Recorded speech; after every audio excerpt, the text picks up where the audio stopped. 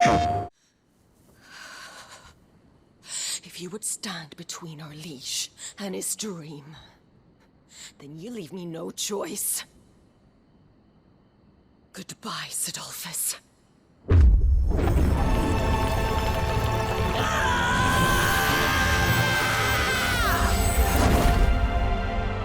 Hello everybody, welcome to PlayStation Access. My name is Rob.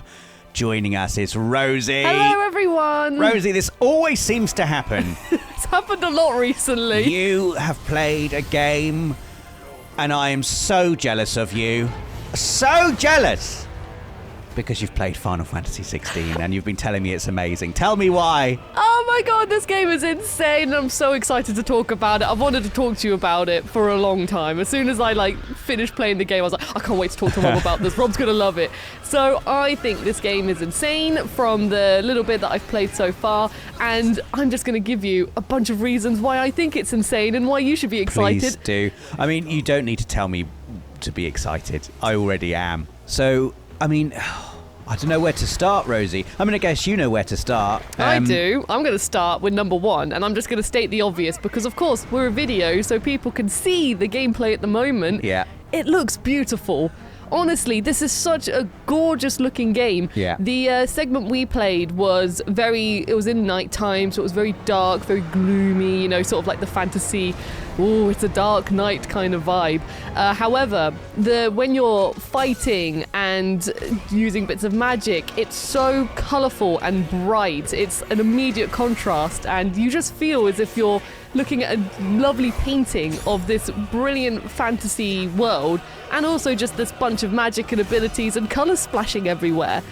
I mean, Final Fantasy has always been a series that has visually sort of pushed the bar for whatever piece of hardware it appears on. Yeah. And I think Final Fantasy always has a reputation for being, I wonder what Final Fantasy is going to look like on a new piece of hardware. So like Final Fantasy on PS5, I know we've had Final Fantasy VII Remake Integrate, but like this is the first Final Fantasy that has been launched post PS5's release, and that is something. I guess it's something to behold. I mean, I looked over your shoulder at the footage you were editing the other day, and I was like, "Oh my god!" It's brilliant. Even something as simple as a QTE, because there are QuickTime events that appear in this game, which we'll go into a bit later.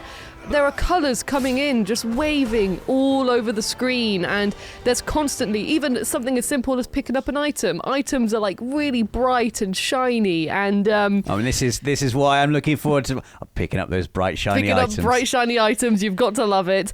And also, I think it's really quite cool to say that because this isn't an open world game, it's given the team more time to focus on the details of every location you visit. Right. So whereas in what we can show you today, it's a very sort of dark atmosphere. There's some stone and castles and things.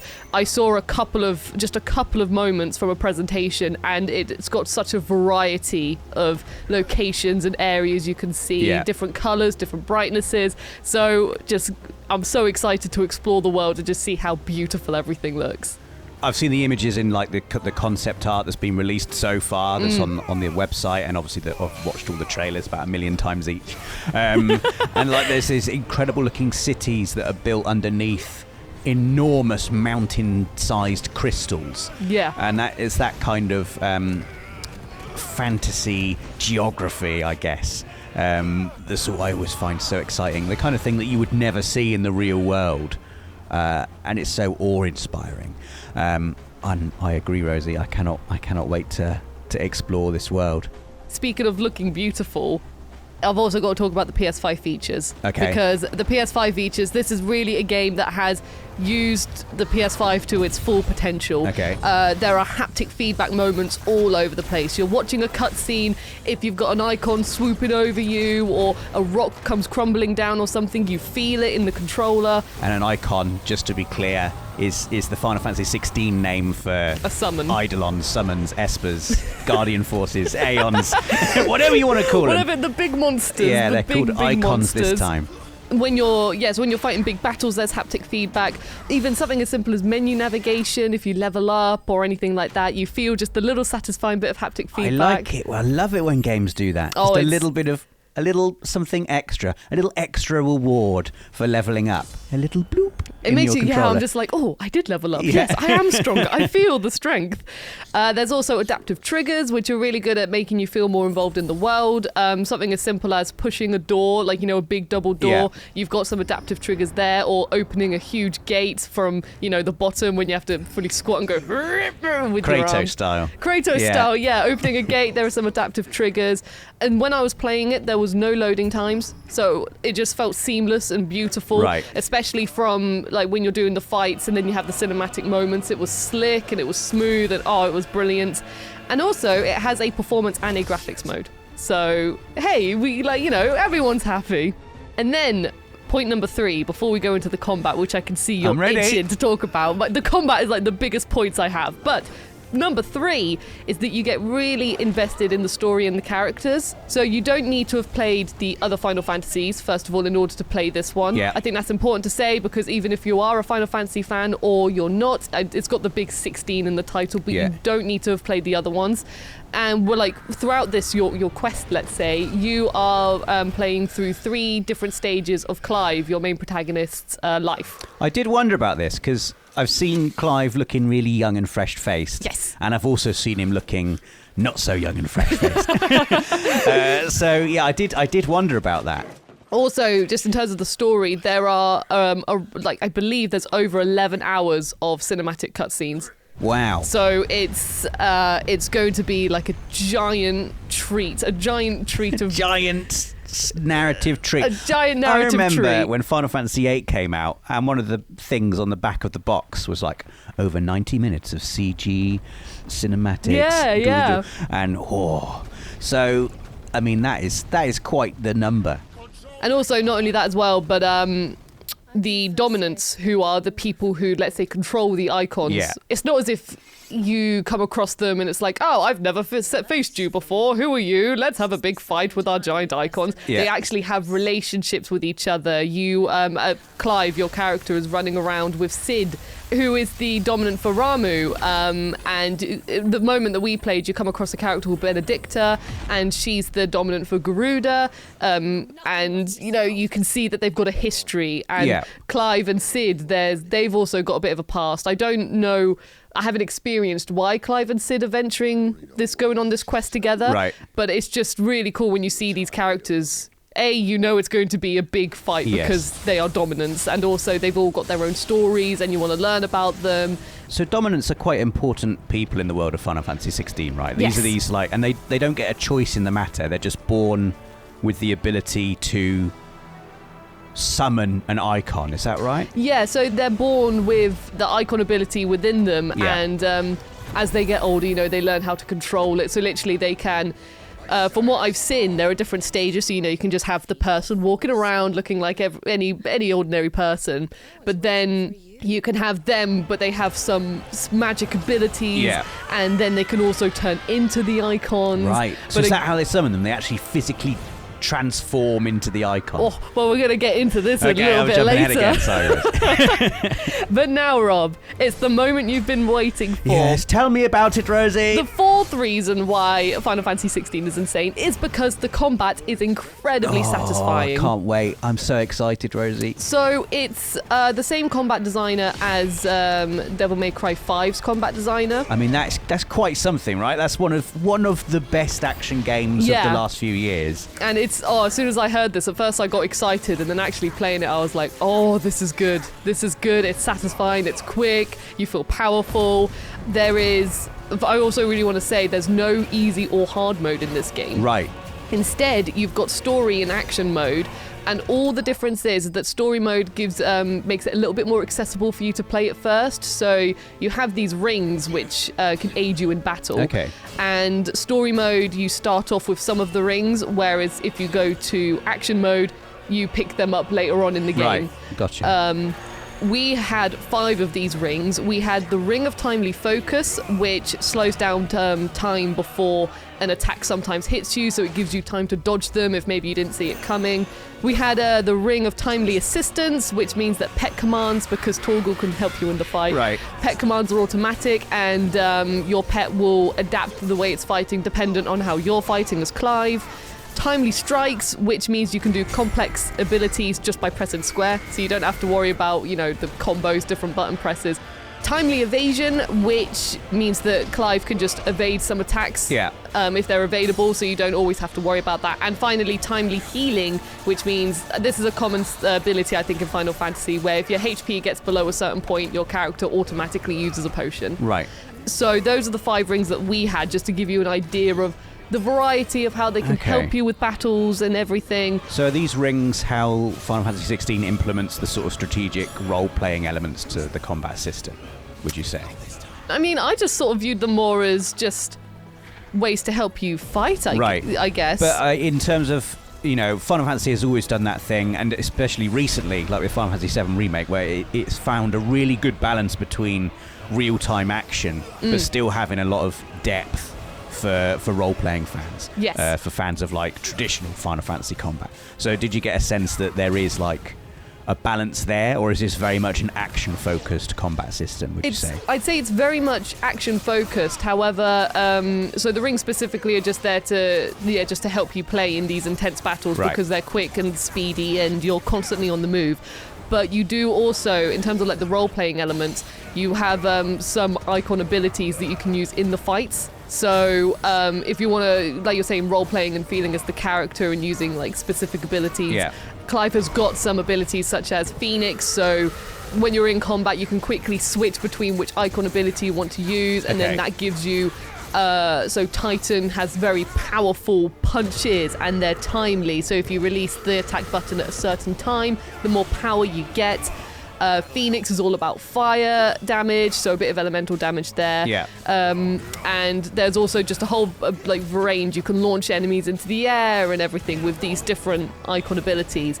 So not only does it add a lot of colour, because again it's just using more magic and stuff. You've also got standard magic as well, I should probably say. Clive can just go boom with a bit of fire if he wants to. So he says, boom, boom, fire! Boom, take that soldier, boom! So does Clive have access to all of these icon powers? Yeah. Interesting. How? If he's not a dominant. Let's not go into spoiler territory. I know there's so much. I can't wait for everyone to play it. Clive fights in a party, however the party is all AI focused, so that gives you, so rather than, like you say, you've got the role playing of your different characters and everything, you purely need to focus on Clive, and then the party will sort themselves out. We've seen combat systems very similar to that through many JRPGs and just other RPGs recently, where you'll be in a party but you just control the main protagonist. Yeah, pretty much. So you can't switch between them like in Final Fantasy VII Remake. You're just controlling Clive. You're just controlling Clive. So you just need to focus on his actions, his abilities, and what he's doing in the fight. Gotcha. And also, for speaking back on Final Fantasy VII Remake specifically, you do have a stagger bar as well. So if you raise the stagger bar, it will stun the enemies, and then that's when you can, they're like, oh no, I'm sat on the floor now, and that's when you can clobber them to get some good damage. When they're weak and vulnerable. When they're weak and vulnerable, yes. Point number 5, speaking of the combat, is, now this is a different thing, it's not combat, but I've named this point that the battles are great. So whereas combat, my point on combat was focusing more about the mechanics themselves, this is talking about the actual battles you will do, because there's... Like the event. The event of the epic event of the battle. Yes, the epicness of the fight. So there are 2 types of battles. You've got Clive versus others using icon abilities. So these can be, soldiers, creatures, and even you can have Clive versus an icon themselves. So you just look like a little man compared to this giant icon, and you're fighting away with Clive, just swinging your sword at it, going, please, oh my god, you're so big. And then the second type of battle is an icon versus an icon, which is mad. I mean, I saw some of this on your screen when you were editing it the other day. Oh, they're fantastic. It looks so good. So the section we played is that I was Ifrit versus Garuda, and each of the icon versus icon battles have their own theme, so they all feel different, all feel like they're their own fight. And this one felt a lot more like a wrestling fight, in the sense that Ifrit's just charging in, trying to clobber Garuda. Garuda's trying to evade it, and you're just like, no, get here, I want to punch you in the face. So it was just so satisfying, and the scale is so big, especially considering that before I did this, I was Clive fighting Garuda as in her full icon form. And Garuda could grab me, and I just looked like a little toothpick in her hand. And now that you are Ifrit and you're on the same size scale, it's just such a brilliant contrast. And with all the battles, there are cinematics and quick time events. So even though you're watching a cinematic, you're still in the fight. You're still focusing. Anything could happen. And also, I saw a clip from the little presentation we had where if you're fighting as Phoenix, it looked more like a shooter, as if you're a flying shooter. So just to give you an idea of, I fought as Ifrit doing a more wrestling style. Who knows, next time you could be doing a shooter as Phoenix fighting another icon. So I'm just really excited to see all these battles, the variety of battles, the grand scale of them. And also with the quick time events, like I said, they're just so colourful and bright. You've got red ones which pop up, which means you can dodge.